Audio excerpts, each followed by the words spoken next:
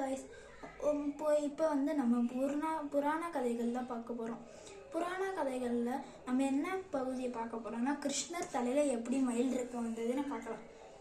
இப்போ நம்ம அதுக்கு என்ன இந்த கிருஷ்ணர் கதையை சொல்லிட்டு ராமாயணம் சொல்கிறேன்னு பார்க்காதீங்க. அந்த கதையில் இருக்கிறதா ஒரு ட்விஸ்ட் இருக்குது. ராமாயணத்தில் ராமன், சீதா, லட்சுமணன் மூணு பேருமே காட்டுக்கு போய் 14 வருஷம் இருந்தாங்க. அது நம்ம எல்லாருக்கும் தெரியும். அதுதான் அந்த விஷயம் இல்லை.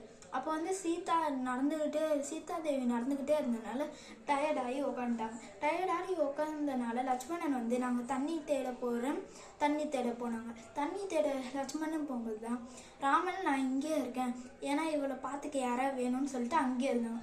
அப்போ தான் ஒரு மயில் பறந்து வந்து, ராமா உங்களுக்கு என்ன வேணும், இந்த காட்டுக்குள்ளே உங்களுக்கு எனக்கு தண்ணி ஒரு குளம் இருக்குது, அந்த குளத்துக்கு போக எனக்கு வழி தெரியும்னு சொல்லிச்சு. சரி, என்ன கூட்டு போகிறேன்னு கேட்டேன். நான் கூட்டு போகிறேன் ராமா, இது எனக்கு ஒரு சிரமமும் இல்லைன்னு சொல்லுவாங்க.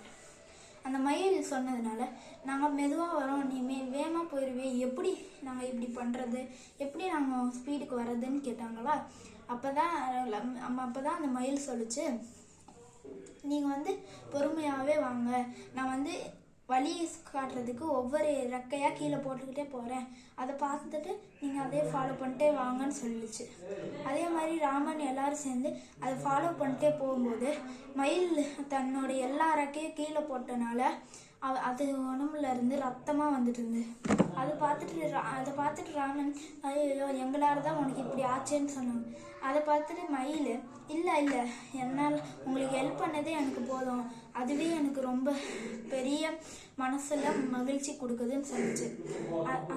அதனால வந்து ராமன் சொன்னார், எனக்கு அடுத்த ஜென்மம் மறுபிறவி பிறந்தா கிருஷ்ணராக பிறப்பேன், அப்போ ஞாபகமாக ஒரு மயில் ரெக்கையை என் தலையிலே வச்சிருப்பேன்னு சொன்னாங்க ராமன்.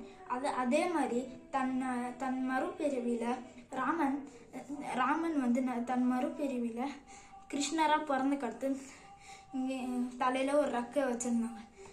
இந்த வீடியோ உங்களுக்கு பிடிச்சிருந்துச்சுன்னா மறக்காமல் லைக் பண்ணிக்கோங்க, சப்ஸ்கிரைப் பண்ணிக்கோங்க, பெல் ஐக்கான் ஆல்ல வச்சுக்கோங்க. Thank you.